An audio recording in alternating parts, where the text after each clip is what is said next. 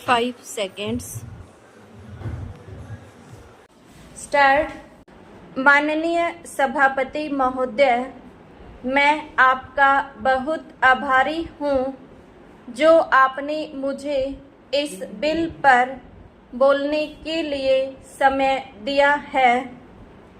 यह जो बिल सहकारिता समिति को एक समिति में भेजने का निश्चय किया गया है, जिस पर कल से बहस हो रही है और उस पर मैं आपके आदेश से कुछ कहना चाहता हूँ।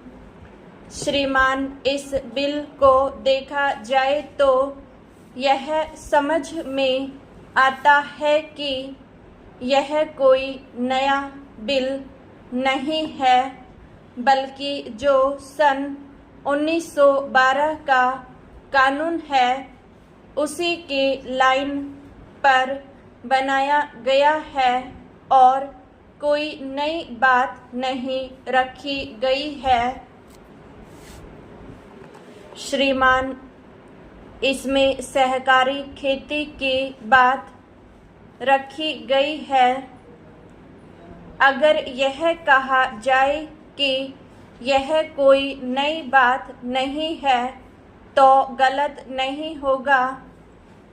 जहाँ तक सहकारी खेती का संबंध है तो उसकी तरफ जनता और विशेषकर किसानों का बिल्कुल कोई झुकाव नहीं है और उनका झुकाव न होने के कारण उन्होंने उसे इस सीमा तक नहीं अपनाया जितनी सरकार को आशा थी।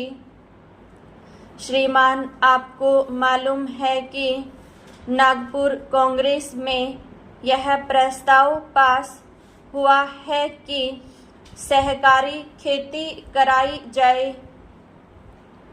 पूरे देश में इस समय इसका जोर चल रहा है और इसको लाने के लिए न मालूम इसके कितने रूप रखे गए हैं। यह कहा गया है कि इसके अंदर कोई जोर नहीं है।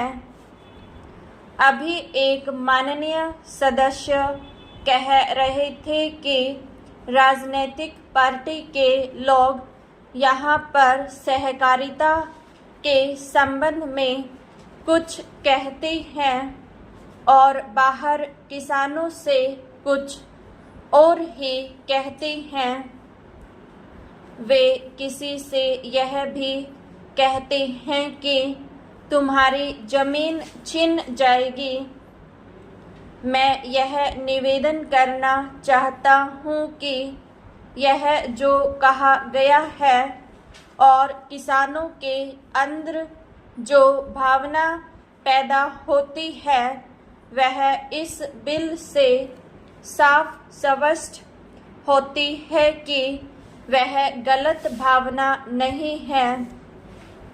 मैं यह जानता हूँ कि जब किसान पार्टी का जोर बढ़ा और किसानों की आवाज़ ऊंची हुई तो सरकार ने और हमारे नेताओं ने यह कहना शुरू कर दिया कि हम सहकारी खेती को किसानों के ऊपर लादना नहीं चाहते, बल्कि यह तो किसानों की इच्छा पर है।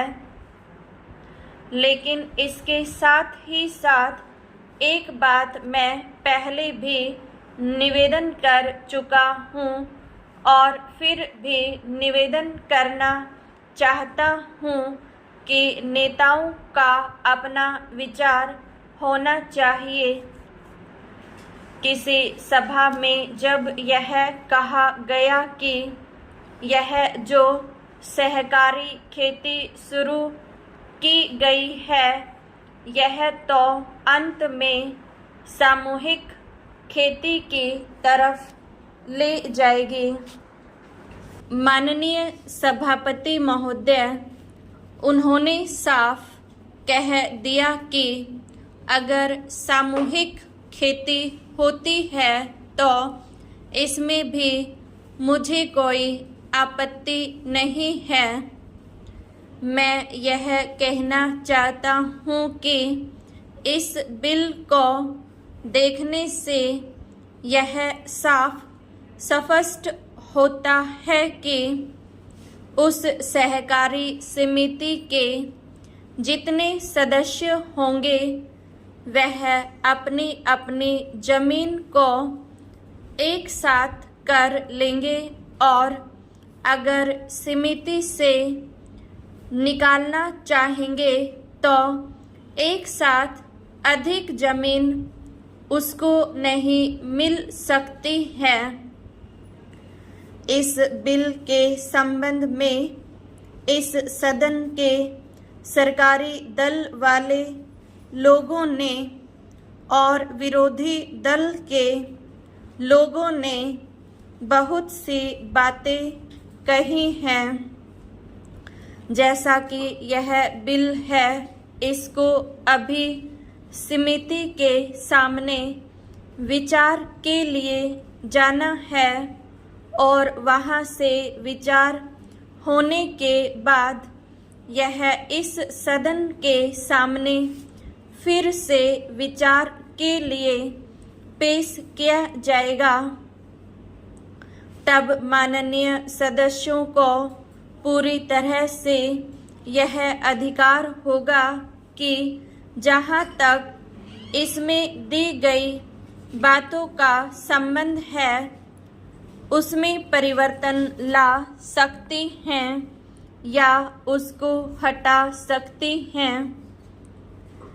कल से जो बातें हो रही हैं वह सब नोट की गई हैं और मैंने बहुत सी बातों को सुना है।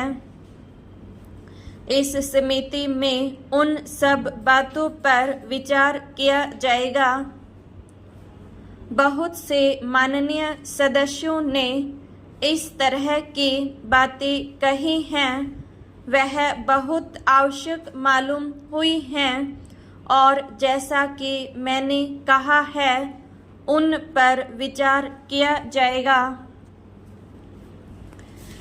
जहाँ तक सहकारिता का संबंध है, चाहे सरकारी दल वाले माननीय सदस्य हों, चाहे विरोधी दल वाले माननीय सदस्य हों, सबकी यह मांग है कि जब हम जनता के राज में विश्वास करते हैं और अपने यहाँ जनता का राज स्थापित कर लिया है और जबकि देश में गरीबी है और उसका गलत लाभ भी उठाया जाता है, तब सहकारिता की बहुत आवश्यकता है।